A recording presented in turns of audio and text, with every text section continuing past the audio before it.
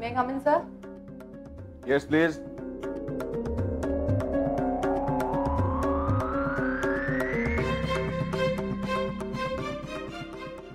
मायराजी, तुम्ही सरांना काहीतरी सांगणार होतात ना?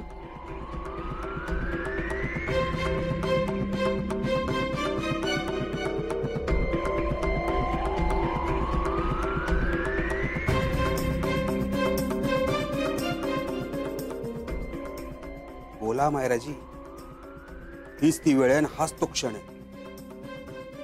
सर समोर आहेत, खरं काय ते सगळं बोलून टाका, वाट लावून टाका या दोघांची.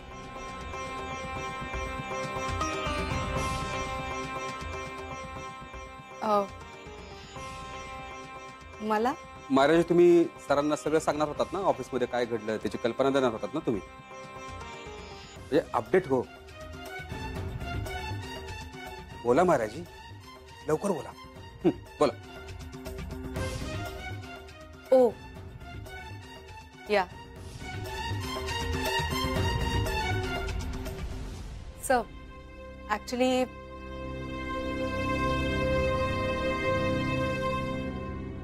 मला तुम्हाला एक गुड न्यूज द्यायची आहे सर. Good news? कुठली? बोला महाराजी, लवकर बोला. सर, गुड न्यूज ही आहे की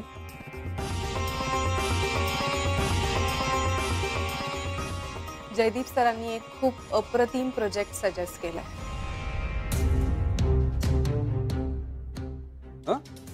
जयदीप सर, तुम्ही विक्रांत सरांना अजूनही अपडेट केलेलं नाहीये का? नाही, म्हणजे no problem, I will do the honours. तुमच्या आउटस्टँडिंग प्रोजेक्ट बद्दल मी सरांना सांगते.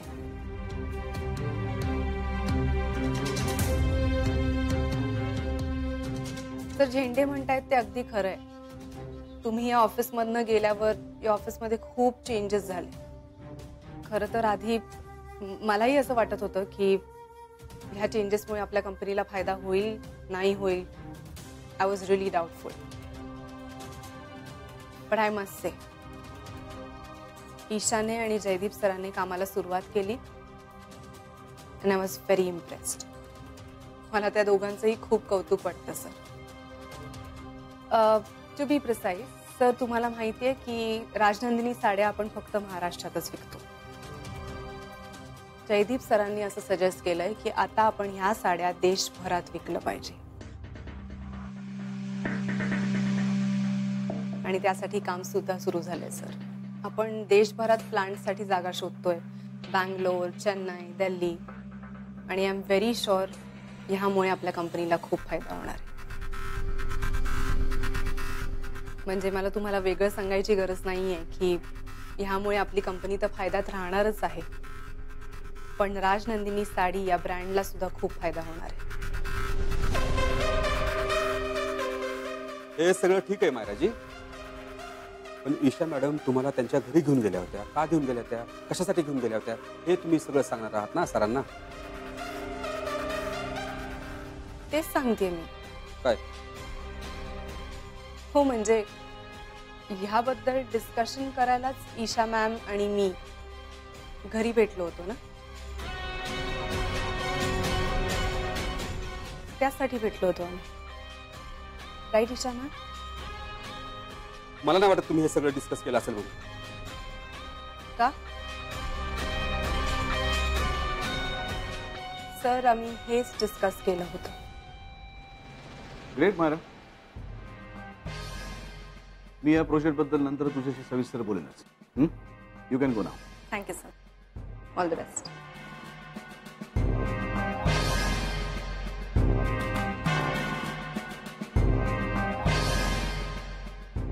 Isha, good good. Jaydeep, thank you दादा. मी आलेच.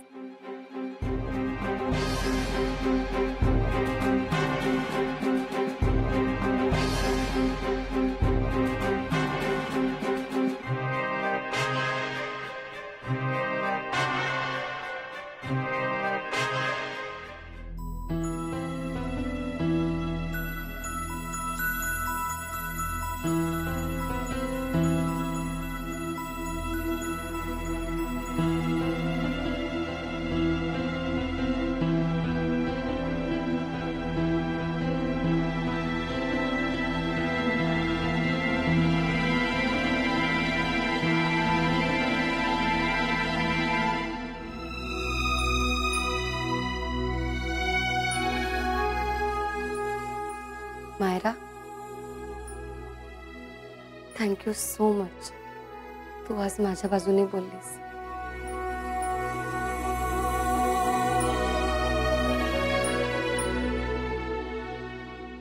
खरं तर थँक्यू मी तुला म्हणायला पाहिजे. मी अशी वागू नये तू सतत. मायरा, मी तसं नसतं केलं तर तुला सत्य कधीच समजलं नसतं. I am very sorry. I am very sorry Isha.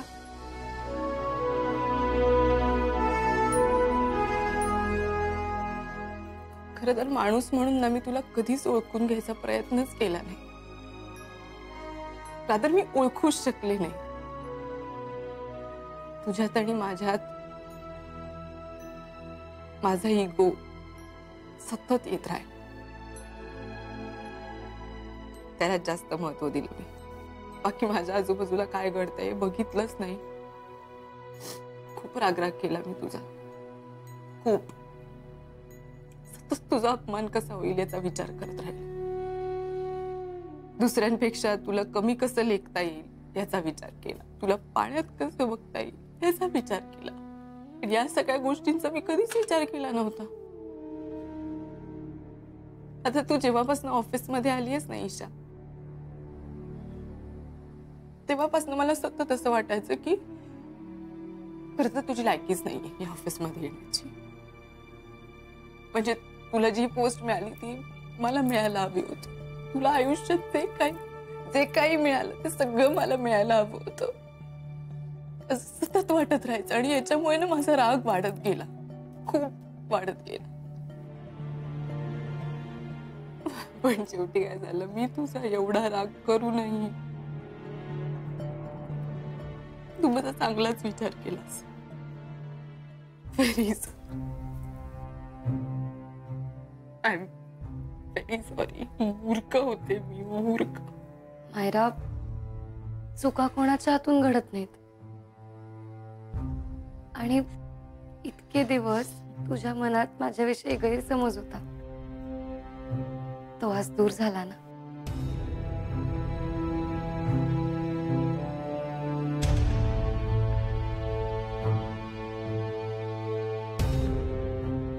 आणि एवढं सगळं होऊनही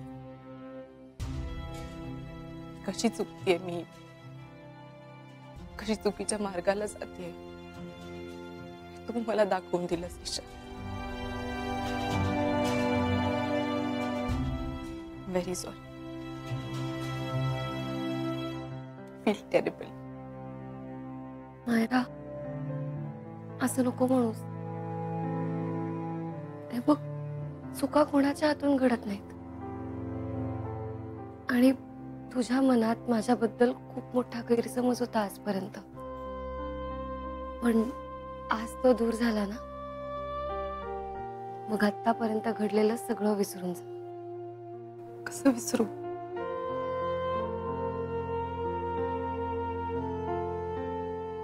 कसं विसरू मी? सगळं कसं विसरू मी? आतापर्यंत जे काही झाले ते सगळं चुकीचं झालं. आणि माझ्या दुर्दैवाने मी कायम चुकीच्या माणसांवर विश्वास ठेवला.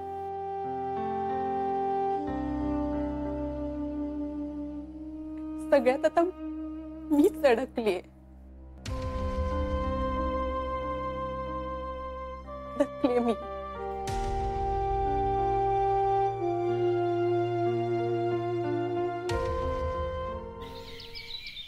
अहो,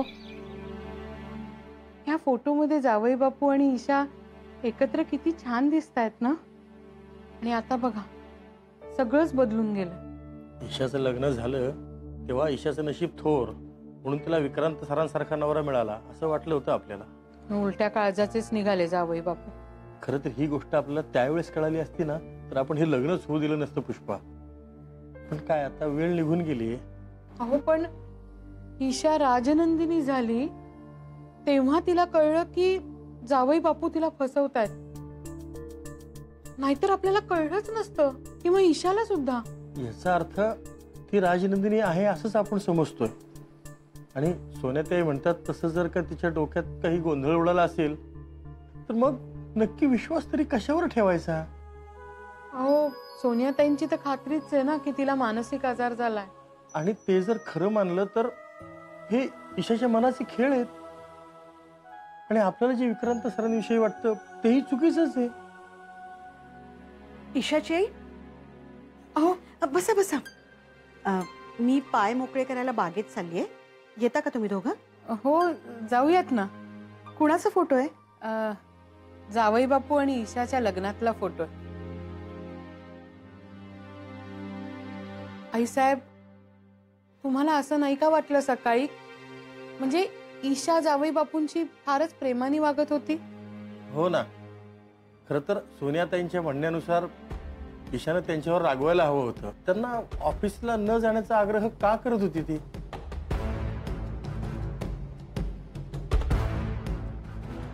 तुम्हाला आलेली शंका अगदी बरोबर आहे. पण एक लक्षात घ्या, राजनंदिनीचा विक्रांतनी विश्वासघात केला होता. हो पण आईसाहेब, ऐका तर, ईशामध्ये राजनंदिनी आहे हे विसरू नका. ती आधी विक्रांतला जाणीव करून देईल की त्यांनी तिचा विश्वासघात केलाय हे चूक होतं, आणि मगच त्यांना शिक्षा होईल. हे काय चाललंय सगळं? आईसाहेब, आमच्या तर समजण्याच्या पलीकडे होय खरंच. हे बघा, मला तरी वाटतंय की ईशा जे वागतेय ते बरोबर आहे. आणि आता तिचं विक्रांतवर प्रेम आहे हे तिला त्यांना दाखवणं भाग आहे. तुम्ही जास्त विचार करू नका. मी बागेत चाललीये. तुम्हाला वाटलं तर या थोड्या वेळानं.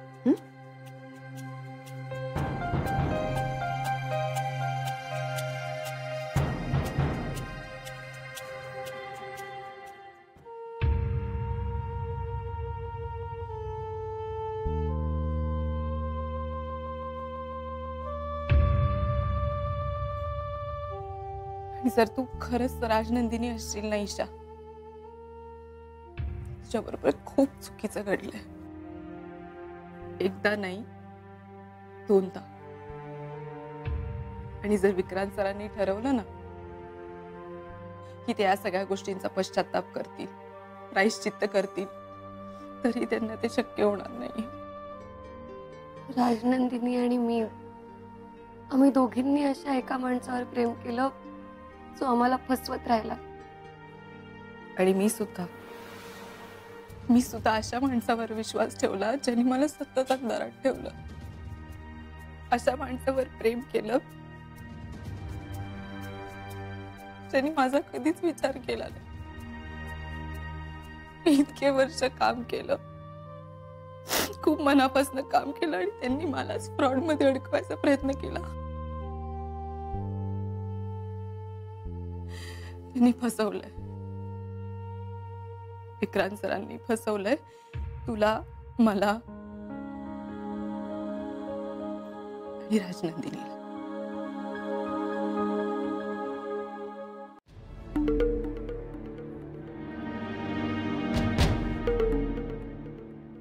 जेव्हा आपण एखाद्या माणसावर नितांत प्रेम करतो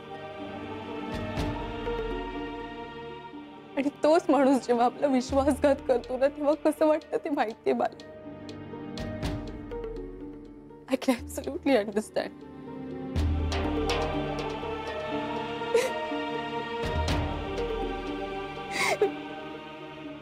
मायरा, रडू नकोस. विक्रांतनी अनेक लोकांना फसवलं, त्यातलीच एक तू आहेस. पण एक गोष्ट लक्षात ठेव, विक्रांतला या सगळ्या चुकांची शिक्षा भोगावी लागणार आहे. विक्रांत सरंजामे नावाचं खोटं फसवं रूप एक दिवस गळून पडेल आणि खरा गजा पाटील सगळ्यांसमोर येईल. अजिबात रडू नकोस. उलट बरं झालं तुला सगळं वेळेत कळलं.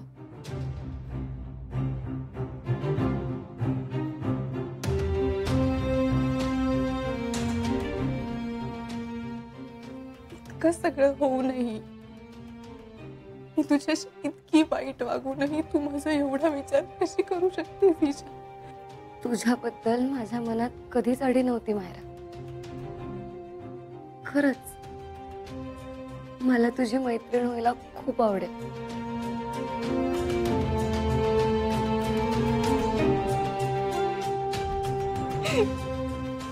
Feeling terrible right now.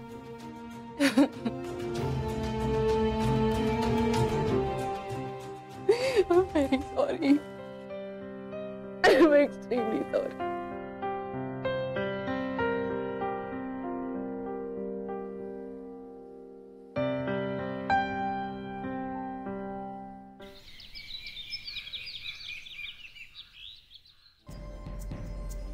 पण मायराला हे सगळं पटलं कसं?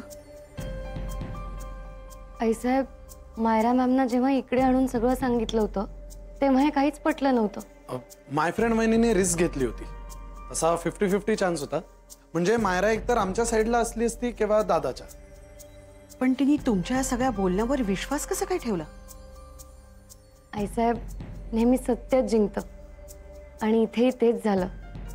मायरा मॅमना स्वतःहून रिअलाइज झालं की विक्रांत सर आणि झेंडे सर त्यांच्या ऑफिसमध्ये फक्त फायदा घेत आहेत. So now she is with us. नशीब आपलं. पण जयदीप, तुझ्या बायकोला तू समजावून सांग. एकतर तिचा अजिबात विश्वास नाही या सगळ्यावर, आणि ती ईशाच्या आईबाबांना मानसिक आजाराबद्दल सांगून गोंधळात टाकते. आणि ते बिचारे कशावर विश्वास ठेवायचा या चिंतेत असतात. आईसाहेब, तुम्ही सोनिया त्यांची अजिबात काळजी करू नका. त्यांना हे सगळं पटेल हळूहळू. पण सरांचा माझ्यावरचा विश्वास तुटता कामा नये, हे जास्त महत्वाचे आहे आपल्यासाठी. Right, you are absolutely right my friend वहिनी. आणि एक वेळ मायरा आपल्या बाजूने होईल सुद्धा, पण झेंडेचं काय? भाऊजी, झेंडे सर प्रयत्न करणं कधीच सोडणार नाही. आणि ते सतत सरांना पटवायचा प्रयत्न करणार आहेत की माझा काहीतरी प्लॅन आहे म्हणून. म्हणजे तसंही परांजपे आणि शिंत्रे गायब झाल्यापासून त्यांना संशय आलाच आहे. संशय नाही माय फ्रेंड वहिनी, झेंडेना खात्री आहे की हे आपण करतोय. अरे बापरे, मग आता काय करायचं? माझ्याकडे एक प्लॅन आहे आईसाहेब. मला त्यासाठी तुमची मदत लागेल. बोल ना.